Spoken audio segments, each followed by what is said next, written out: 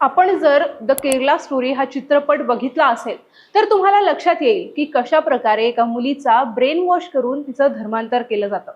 असाच काहीसा प्रकार उल्हासनगरमध्ये घडलाय।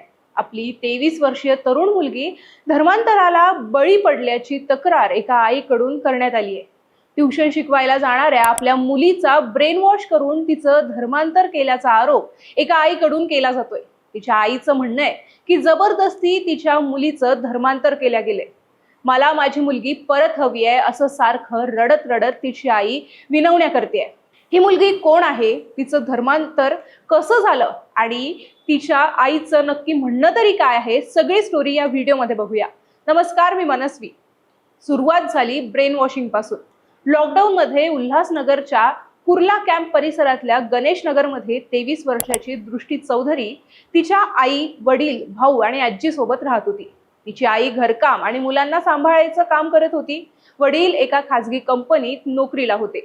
तिचं इंजिनियर व्हायचं स्वप्न होतं आणि तिचं हेच स्वप्न पूर्ण करण्यासाठी तिचे आई वडील राबत होते। तशी दृष्टी अभ्यासात हुशार होती। चौधरी कुटुंब सर्वसामान्यांसारखं आपलं आयुष्य जगत होते। त्यांच्या शेजारीच शेख कुटुंब वास्तव्याला होतं। कोरोना काळात शेख कुटुंबातील अफिदाईनं आपल्या मुलांना ट्युशन देण्यासाठी दृष्टीला विचारलं। दृष्टी पण त्यासाठी तयार झाली। आता शेजारील कुटुंब असल्यामुळे आणि नेहमी त्यांचं येणं जाणं असल्यामुळे तिच्या आई वडिलांनी सुद्धा काही आक्षेप घेतला नाही। कधी कधी रात्री उशिरापर्यंत दृष्टी त्यांच्या घरी थांबायची। सगळं काही नॉर्मल होतं, पण पडद्यामागं खूप काही घडत असल्याचं 2022 मध्ये दृष्टीची आई कल्पना चौधरी यांना लक्षात आलं। 2022 मध्ये रमजानच्या महिन्यात दृष्टीनं रोजे ठेवले। आता ही बाब कळाल्यानंतर तिच्या आईला धक्काच बसला। यावरून त्या दोघींमध्ये वादही झाला।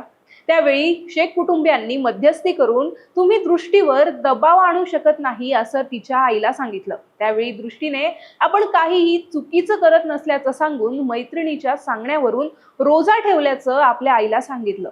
मुलीच्या या बोलण्यावर कल्पनाने विश्वास ठेवला आणि तो विषय तिथेच सोडून दिला। पण त्यानंतर दृष्टीचा बुरखा घातलेला फोटो कल्पना यांना एका शेजारच्या बाईनं दाखवला आणि तिच्या आईला मोठा धक्काच बसला। या फोटोविषयी तिला विचारल्यानंतर हा फोटो आपण सहजच काढलाय असं दृष्टीनं सांगितलं। त्यावेळी तिच्या आईने शेजारील शेख कुटुंबियांसोबत संबंध तोडायला दृष्टीला सांगितलं, पण तिने काही ऐकलं नाही। 26 जून 2022 ला दृष्टीची आई कल्पना डॉक्टर भिसे यांच्यासोबत त्यांच्या मुलांना सांभाळायला लंडनला गेल्या। त्यानंतर 5 महिन्यांनी म्हणजेच 18 नोव्हेंबर 2022 ला त्या लंडनहून परत आल्या। आपली आई परत आल्यानंतर 23 नोव्हेंबर 2022 ला आता तुला जे करायचं ते कर असं म्हणत कल्पना यांच्या हातात एक कागद ठेवला। हा कागद म्हणजे दृष्टीने धर्मांतर करून इस्लाम स्वीकारल्याचा शहाजत पत्र होतं। या शहाजत पत्रावर उल्हासनगर आणि अंबरनाथ मस्जिद ट्रस्ट मुस्लिम जमात असा ठिपका होता। आई वडील म्हणून दुसरंच कोणीतरी उभं करून आई वडिलांची बनावट कागदपत्र बनवून हे धर्मांतर केलं गेलं होतं। दृष्टी चौधरी अशी असलेली ओळख पुसून आयशा सिद्दीकी अशा नवीन नावानं दृष्टी वावरायला लागली होती आणि ती घर सोडूनही निघून गेली होती। आता हा सगळा प्रकार कल्पना चौधरी यांना सहन झाला नाही। त्यांनी विठ्ठलवाडी पोलीस स्टेशन गाठत झालेला सगळा प्रकार सांगितला आणि मुलगी बेपत्ता झाल्याची तक्रार दिली। विठ्ठलवाडी पोलिसांनी दृष्टीचा शोध घेतल्यानंतर आपण इस्लाम स्वीकारल्याचं पोलिसांना तिने सांगितलं। त्यानंतर ती पुन्हा घरी आली। त्यानंतर कल्पना चौधरी सतत आपल्या मुलीला वाचवण्यासाठी पाठपुरावा करत राहिल्या।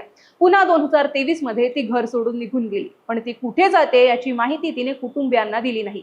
ती कल्पना यांच्यासोबत फोनवरून संपर्कात होती। कल्पना यांनी तिला समजवण्याचा, घरी परत आणण्याचा प्रयत्नही केला, पण दृष्टी ऐकायला तयार नव्हती। विशेष म्हणजे तिने आपले वडील आणि आपला भाऊ आपल्यावर अत्याचार करत असल्याची तक्रार देखील केली। या सगळ्यात आपल्या मुलीची काहीही चूक नसून तिला टॉर्चर करून तिचा ब्रेन वॉश करण्यात आलाय। तिला ब्लॅकमेल करून तिच्याकडून हे सगळं करून घेतलं जातंय। तिचं डोकं शेख कुटुंबियांनी सांगितल्याप्रमाणे काम करत असल्याचा आरोप कल्पना यांनी केला।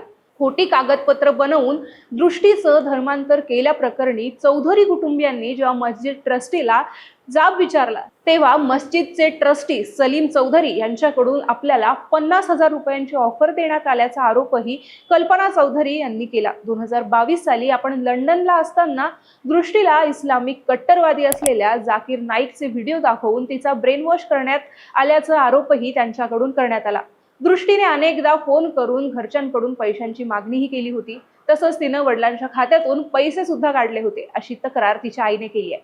कल्पना यांच्या तक्रारीनंतर विठ्ठलवाडी पोलिसांनी दृष्टी चौधरी, सलीम चौधरी, शबाना शेखची मुलगी मेहक शेख, शबानाची बहीण अमीना, अफिदा खातून, अफिदाचा पती वासिम शेख, बाबूदास, ॲडव्होकेट कमरुद्दीन अन्सारी, काझी रियाज निजामी अशा 10 जणांविरोधात गुन्हा दाखल केलाय. दरम्यान विठ्ठलवाडी पोलिसांनी उल्हासनगरहून दृष्टी चौधरी आणि सलीम चौधरी यांना अटक केली आहे. शिवाय 8 आरोपी फरार असून पोलीस त्यांचा शोध घेत आहे. उल्हासनगर न्यायालयानं या दोघांनाही 3 दिवसांची पोलीस कोठडी सुनावली असून पोलीस त्यांची चौकशी करत आहे.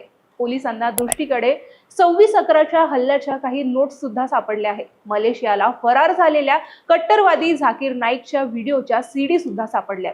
त्यामुळे ATS कडूनही या प्रकरणात तपास केला जातोय. आता या प्रकरणाचे धागेदोरे कुठपर्यंत जातात हे तपास झाल्यानंतरच कळेल. पण तुम्हाला या प्रकरणाविषयी काय वाटतं आम्हाला कमेंट बॉक्समध्ये नक्की सांगा आणि अशाच व्हिडिओसाठी महाराष्ट्र भूमीच्या YouTube चॅनलला सबस्क्राईब करायला विसरू नका. धन्यवाद.